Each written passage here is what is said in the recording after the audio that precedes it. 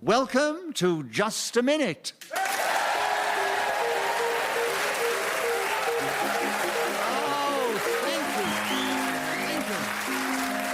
My name is Nicholas Parsons, and as the minute waltz fades away, once more it's my huge pleasure to welcome our many listeners, not only in this country, but around the world, but also to welcome to the show 4 talented, exciting performers who are going to display their way with words, their verbal ingenuity and rapport as they speak on a subject that I give them, and they will try and do that without hesitation, repetition, or deviation. And those 4 are, seated on my right, Paul Merton and Gyles Brandreth, and seated on my left, Pauline McLynn and Graham Norton. Please welcome all 4 of them.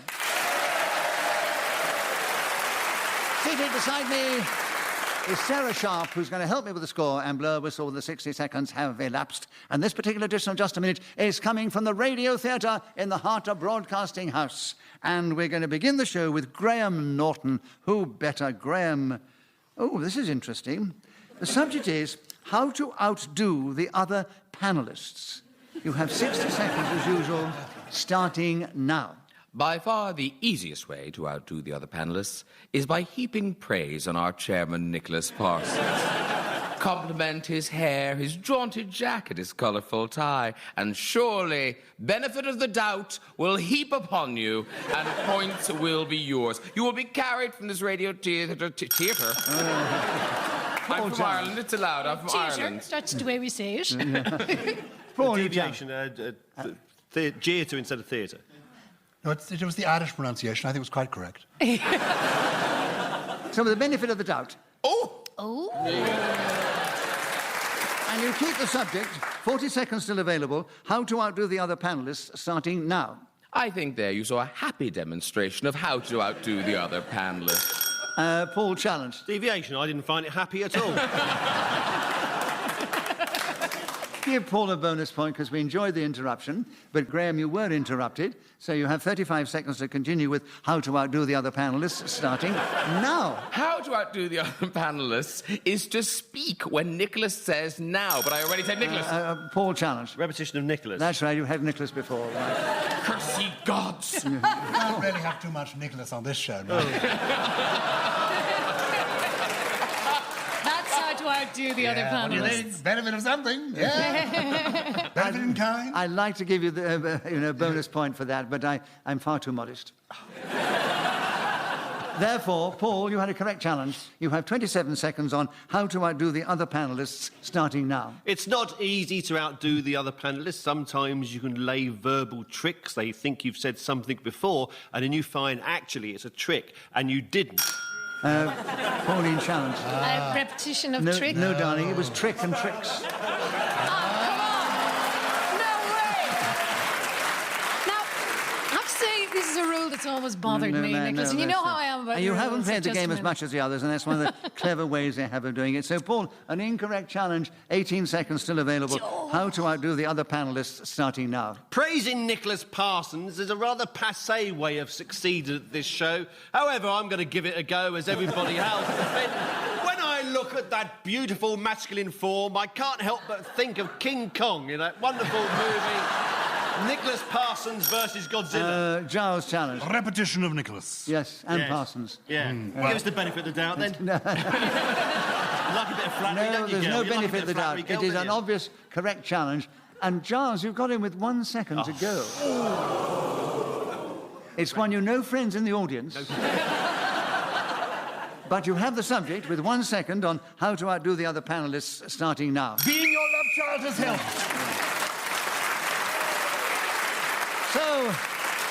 So, in this game, whoever is speaking when the whistle goes gains an extra point. On this occasion, it was Gyles Brandreth, so he has 2 points at the end of that round. Paul has 3, Graham has 2, and Pauline has an attempted 1. But, Pauline, will you begin the next round? I certainly lovely will. subject. Tea. Tell us something about tea in this game. Oh, I think they've got the connection with the character you used to play, but talk on it, 60 seconds, starting now. Tea is not such an unusual subject for me to speak upon because I once was a tea lady. I like my tea in the builder's variety. I'm not very fond of herbal or fruit teas because I think they always deliver less than they promise. I'm very bad at making tea, even the builder's tea. I make it quite weak. Oh, poor challenge. I can say it before any builders, wasn't it? That's right. Men, my You downfall. realise what you did wrong. Paul, you challenge. Repetition of builders. Yes. So you have tea. You have 41 seconds to talk about it starting now. It's pretty good for you as a drink. The green variety is even better than the black leaf. But if you are really keen on promoting good health through sipping tea, then I can... Gyles, challenge. Really good for you, and if you're keen on promoting good health. Repetition of the word good. Yes. Well listened. It's like it's a game. Nice one, nice. You have 31 seconds on tea starting now. Paul, challenge. Hesitation. Yes. So you have the subject. 29 and a half seconds, Paul, on tea starting now. It's grown in Japan, China, India, where it's drunk by the Chinese, the Japanese, the Indians. Throughout the world, you'll find grateful citizens coming home towards the end of the evening, looking at their loved ones, reaching for a cup off the mantelpiece, and the two of them getting down the old teapot that was given to them at their ruby wedding anniversary. And they look into each other's eyes as they share a little cup of Darjeeling.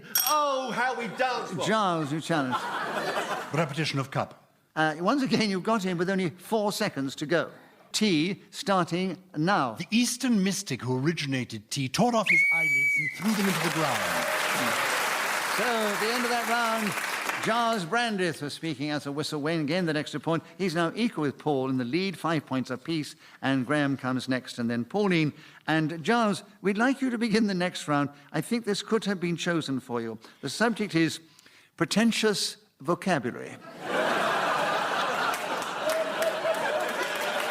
And you have 60 seconds as usual. I should explain to our listeners, Gyles has never looked more eager and confident. Instead of the rather tense look he has on his face on occasions, it's all smiles and bonhomie as he goes on Pretentious Vocabulary starting now. I suspect this has come about, Nicholas, in a most amusing and delightful way, because once I said to you that a slight inclination of the cranium is as adequate as a spasmodic movement of one optic to an equine quadruped utterly devoid of visionary capacity, when I really meant a nod is as good as a wink to a blind horse. And you said, pretentious vocabulary, mon brave. We don't need any of that on our show. And I replied, in your presence, monsieur, we need to talk in the most remarkable way, because language is power. It's what defines us and differentiates us from the animals whose hands do trail upon the ground. As the great philosopher Bertrand Russell said, no matter how eloquently a dog may bark, he cannot tell you that his parents were poor but honest. A pretentious vocabulary allows this. William Shakespeare had a pretentious vocabulary of 30,000 different words. James Joyce, in just one work, Ulysses, used a comparable number, several of which I hope that you have not yet come across. Oh, my gorgeous chairman. When we speak of the language of vocabulary, pretension, beauty, earnestness, and exotic power, they all come to bear. And tension is amounting, and here we are, as the minute waltz fades away and the second series begins. The autumn comes upon us, night falls, dusk rises, and we think about our language and its beauty and richness.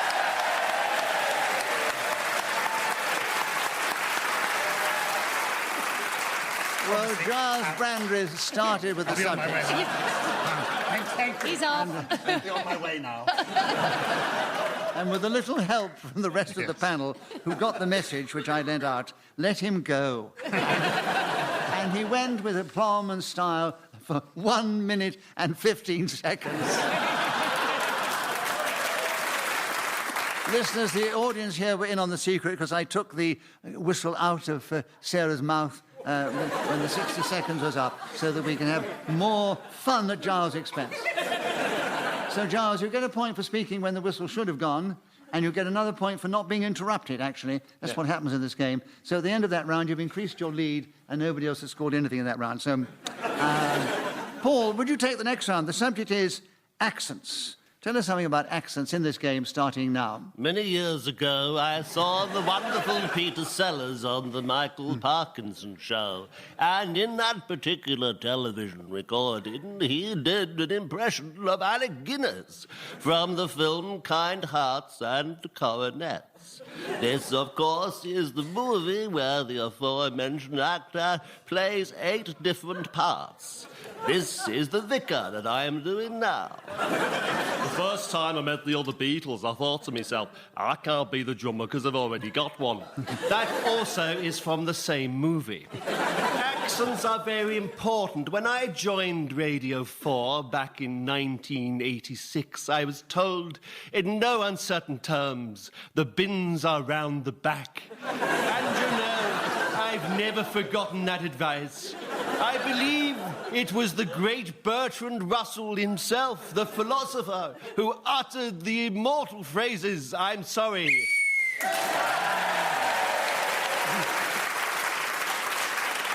So Paul Merton started with the subject and kept going for 60 seconds without being interrupted, without hesitation, repetition or deviation, proving that he can do it as well, and in a different way, in a different voice actually as well.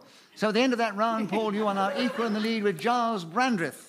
And we don't often get 2 complete rounds of 60 seconds in the same show, but it was a memorable moment in its own way. The audience has gone very quiet. I don't know why. They want to buy souvenir postcards. They're very, very afraid now. That's what's wrong. Graham, they're in awe, actually. Graham, we're back with you to begin. Let the buzzers begin.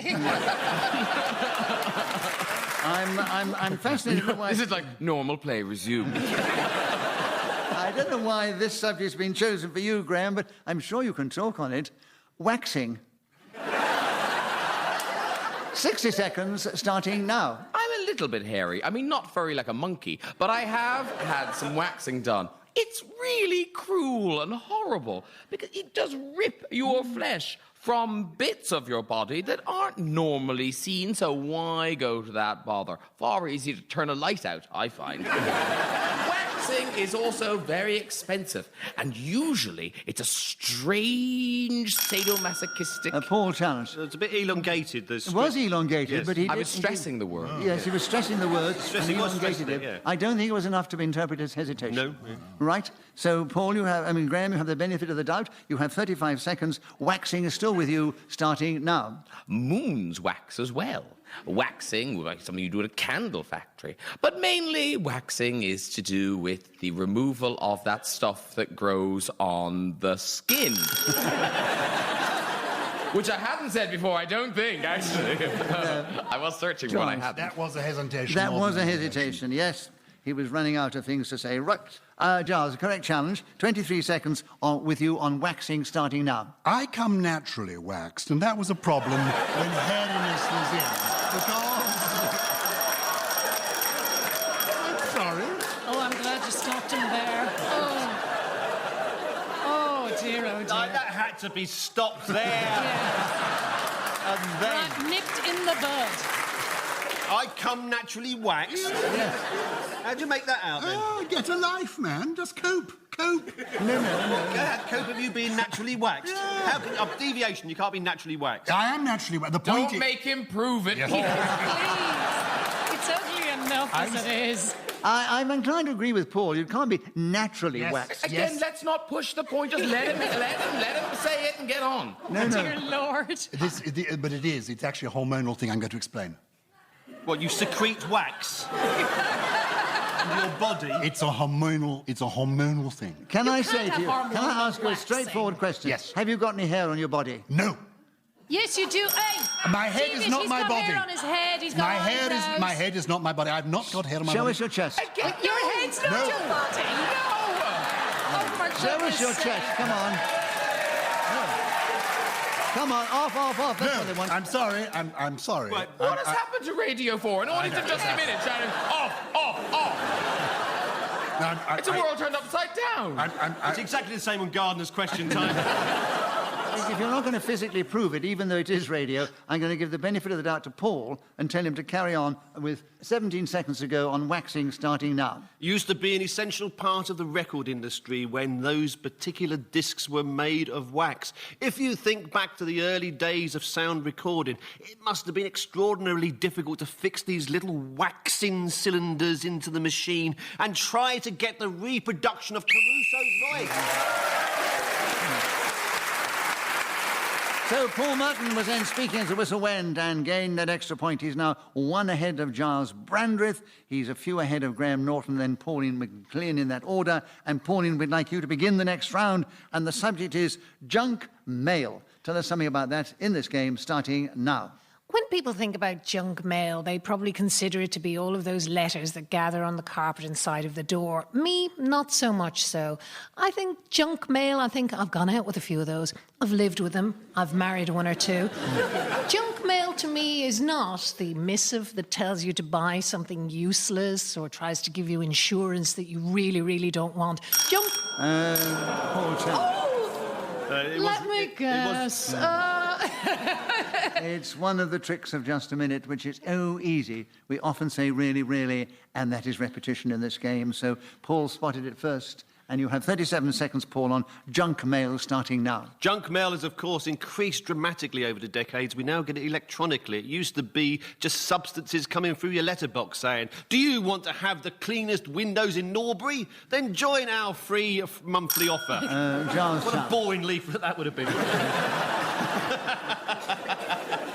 Gyles, your turn. Hesitation. Yes, I agree with the hesitation. So, Gyles, you have 24 seconds, and the subject is junk mail starting now. At my prep school, when I first discovered I had a hormonal problem, I used to send off at weekends for communications about this particular ailment.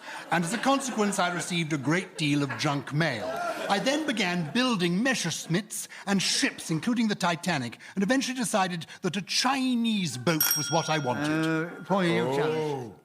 Yes, I think he would have built a model of the Titanic. He won't have built the Titanic. Now, if he had, it would have sunk as well anyway. I know that... Oh, I've ruined the movie for everyone.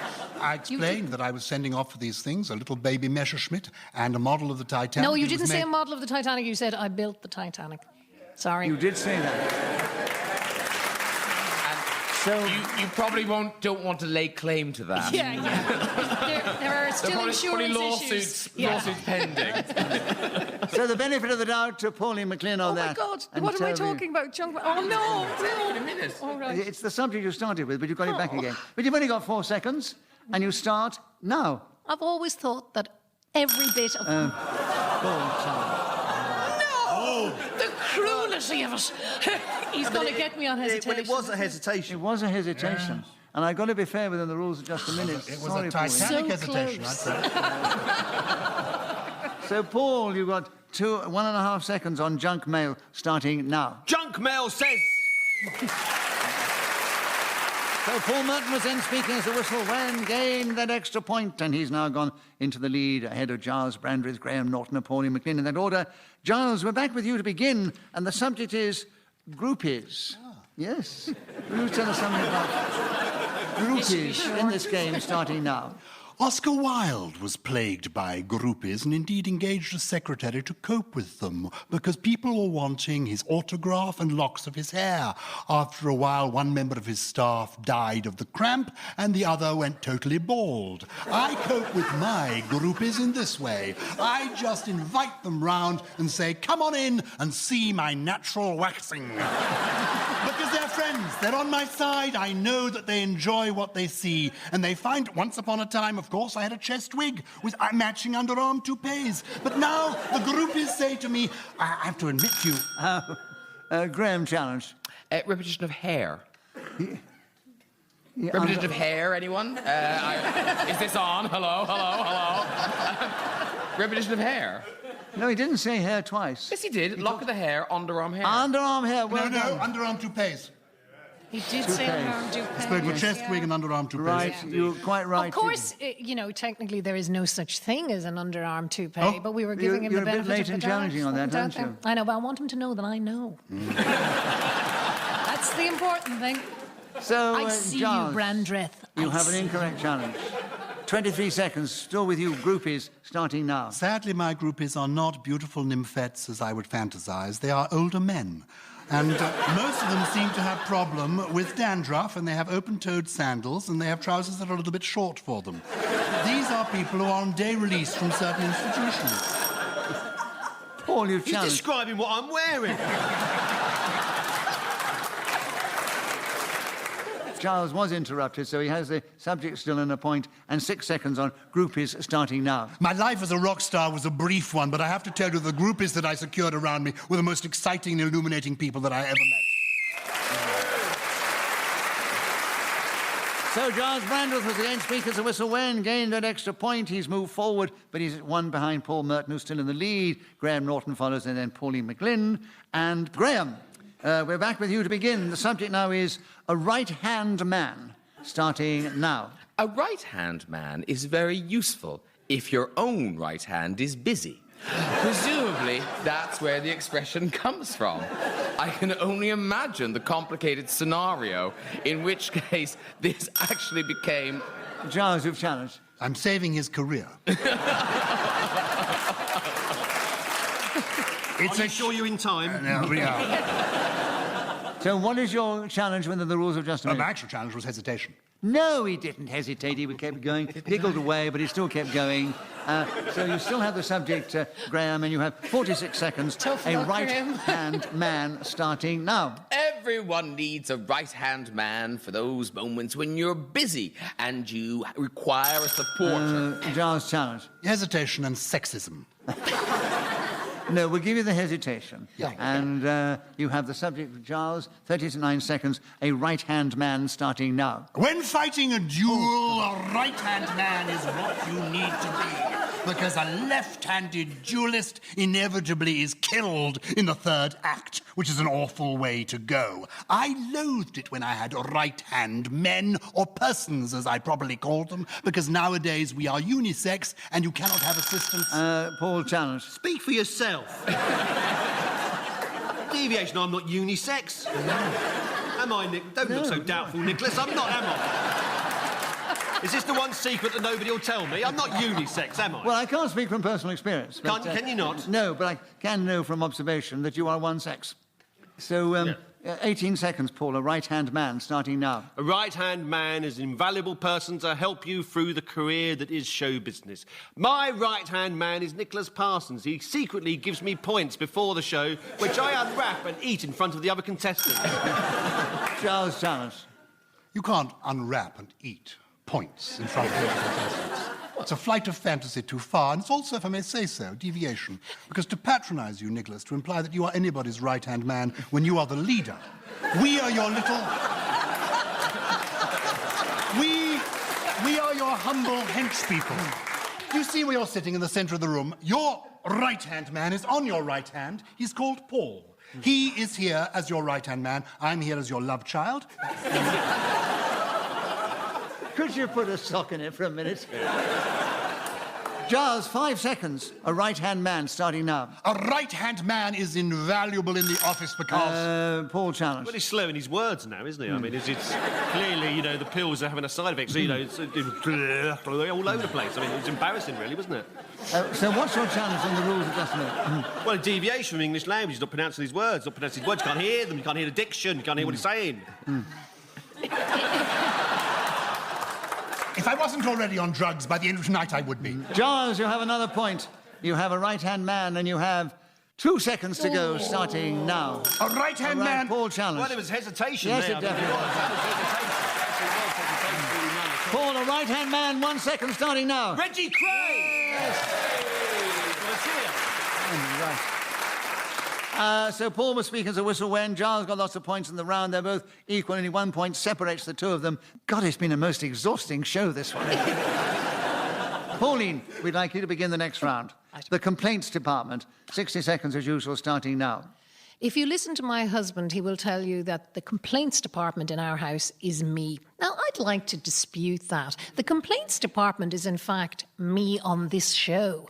A complaints department is a very useful department to have in any walk of life because everybody's got complaints, don't they? Nobody's happy with their lot anymore. They're complaining about, well, viruses, swine flu, the recession. I'd like to think as complaints departments go, Graham, challenge. humans are very good at it. Graham, you challenge. There was a slight hesitation. No, There was a it- whisper of a hesitation. I think I was listening very carefully, and I think I heard a hesitation. It was a That hesitation. you should be the one to do it to me, Graham. Yes. I've lived here a long time. Oh, me too, but I'm playing the paddy card here now, and you're not letting So, me. Graham, it's you've got a awful. correct challenge. Take over the subject, the complaints department. 28 seconds starting now. You come home from work and you work in a complaint. Oh, I said work twice already. How awful. Correct challenge, Paul, the complaints department, and 25 seconds starting now. It was on the deck of the Titanic that they located the complaint department officer. And Gyles, challenge. So was that your last act on this earth? Well, there was a slight hesitation, and there was also, of course, no complaint department on the deck of the Titanic. I know because I built it. So, which That was challenge going to do be you the want? first complaint. But we didn't get there. So we give you hesitation, Giles. 20 seconds, the complaints department, starting now. It's the complaints department here at the BBC that I wish to complain about. Paul, challenge. Oh, BBC, Yes. of course, the old one. Repetition of B. Yes, Yes. indeed. So Paul spotted it first. He's played the game a bit more often than others. 16 seconds with you, Paul, the complaints department, starting now. The British Broadcasting Corporation has a massive complaints department. It consists of 15 men and 14 women who answer every single complaint that comes in from the viewers at home as well. Giles, challenge. The British Broadcasting Corporation, the viewers, let's hear about the radio. Let's hear about the wires. Let's have some accuracy here. It is not a massive department. Giles. In a way, I mean, I sort of thought we were kind of paying tribute to the medium. All right, get on with it. Paul, there's 1 second left. The complaints department, starting now. Radio!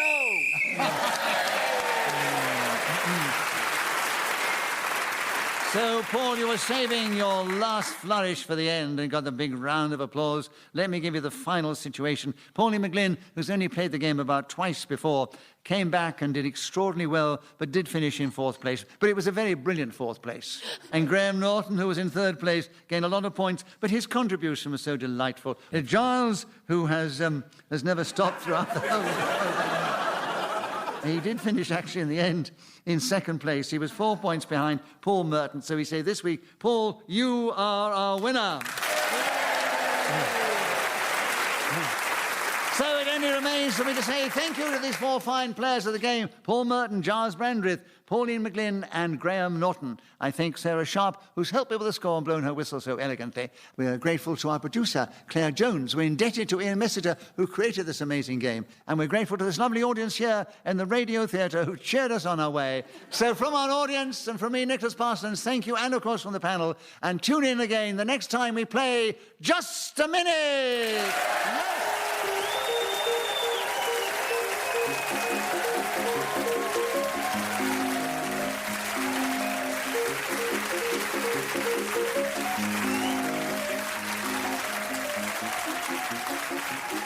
Thank you.